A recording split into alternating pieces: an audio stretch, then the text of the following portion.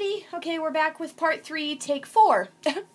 I've been trying to film this, and the husband came up one time and interrupted me, and then my phone rang. And then the weather here is just turned awful today for some reason. It's just snowing and sleeting, and it's slick. So I've had a couple interruptions. But anyway, we have everything completely gessoed. I took the frame from Michaels and I adhered that onto my canvas. I did use the E6000.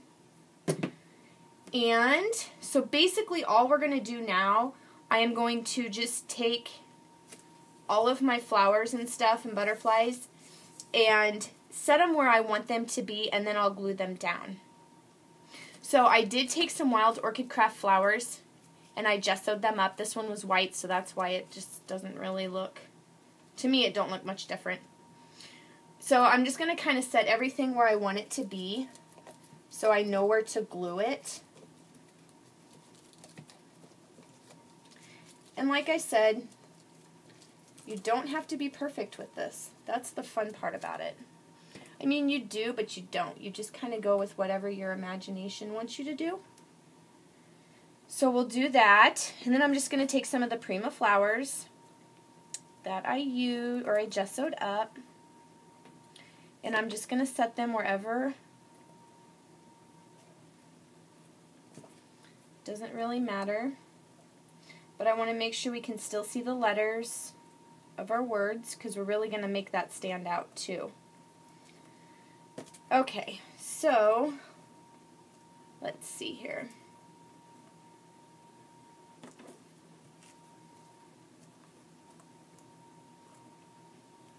I'm going to use these acrylic flowers that I covered in gesso.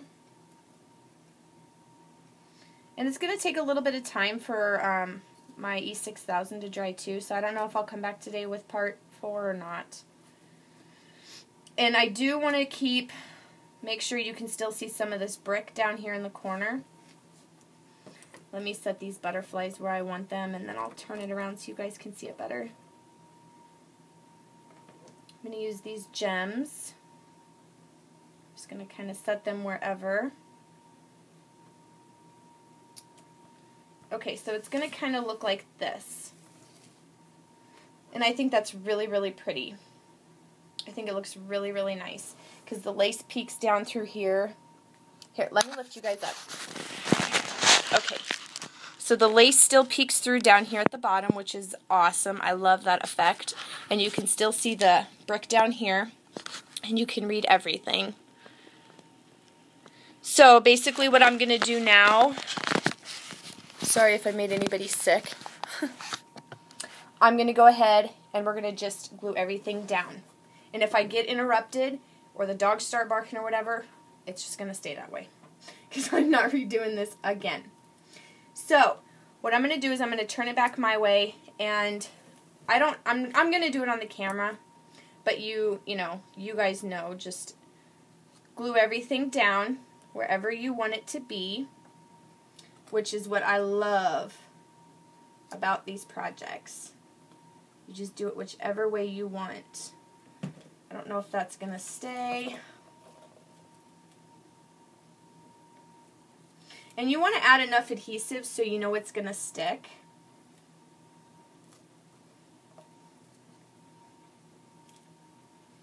But I love this stuff. I absolutely love it.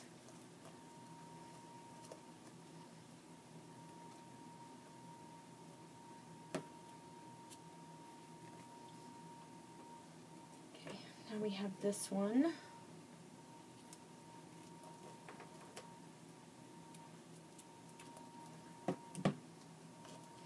And what I'm going to do, like I said, on my first mixed media, I basically glued everything down, and then I did my gesso over everything. This one's going to be a little bit different because the spray that I'm using, the Ranger spray, it is really bright and vibrant, and it's too bright. I want more of the, the light pastel colors. So what I'm going to do is we're going to whitewash everything then too.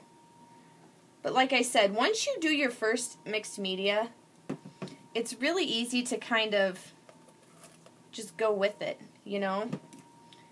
So I'm just going to glue all of this stuff down, kind of wherever.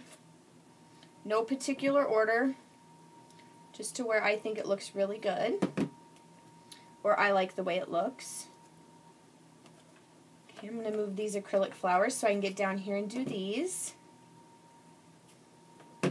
I just love doing projects like this. And you don't have to do the dark, you know, the dark grungy if you don't want to. But you absolutely can. Like my first canvas was dark and grungy. If you didn't watch my video, I used, like my husband and I, when we got married, I used our wedding color, the maroon and black. So that was really cool, and I incorporated stuff that I love and then stuff that he loves, which was really fun. I don't think I'm going to add that one on the end to help that lace peek through. Okay, so we're going to add these, and these don't matter whichever way. They're both the same. Just going to kind of set them wherever.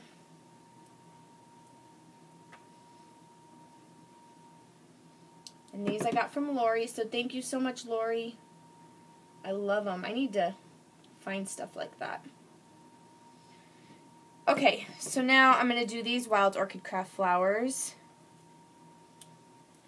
And I am putting a lot of adhesive on it because I want to make sure, you know, it stays down good for me.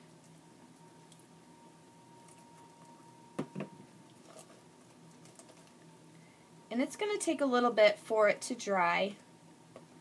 There's quite a bit of play time on this.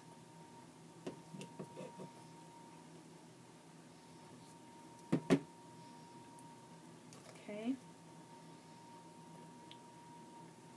And of course some of that is still wet, which is okay too, because it's going to have to dry with the glue anyway. Make sure everything is staying down. I'm going to glue this part on. I'm going to kind of tuck it into the flower a little bit. And then I want to do this one for sure.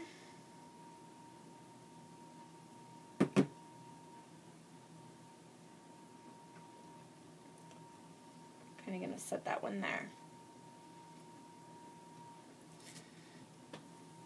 So this is what it's going to look like. And I might even add a few more flowers throughout to give it a little, you know, so some spots ain't so dull.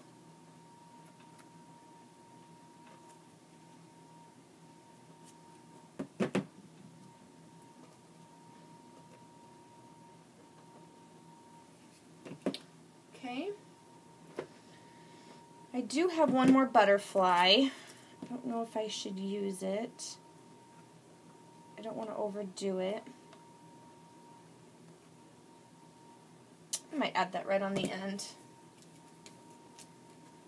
So like I didn't use many metal pieces. If you want, you are more than welcome to do it your own way.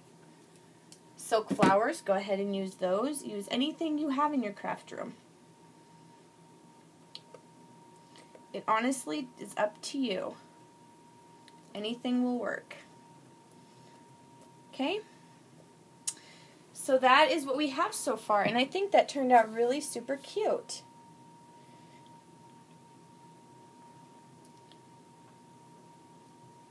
So yeah, here's what we have so far. I'm going to move you again. Oops, let me move this out of the way so it shows better. So this is what we have so far. And when I come back with part 4, I'm going to spray everything. And then we're going to do a whitewash after it dries. So that's what I have so far. And I will see you guys in part 4. Thank you so much for watching, and I'll talk to you soon. Bye.